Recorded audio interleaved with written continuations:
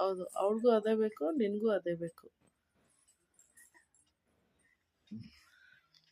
ಬೇಕಾದ್ರೆ ಅವಳನ್ನ ಕೇಳು ನೀನು, ಅಮ್ಮ ನಿಂಗೆ ಅಪ್ಪ ಬೇಕಾ ಅಮ್ಮ ಬೇಕಾ ಅಂತ ಕೇಳು. ಅಮ್ಮ ಬೇಕು ಅಂತ ಅವಳ ಅಮ್ಮ ಬೇಕು ಅನ್ನೋದು. ನೋಡೋಣ.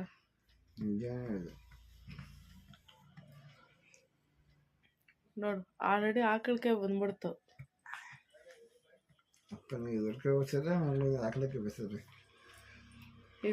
ಇಬ್ರು ನಿದ್ದೆ ಪುರುಕರು.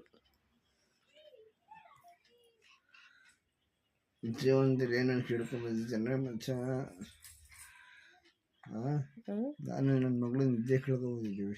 ಮಾಡ್ರಪ್ಪ ನಿದ್ದೆ ಮಾಡ್ರಿ.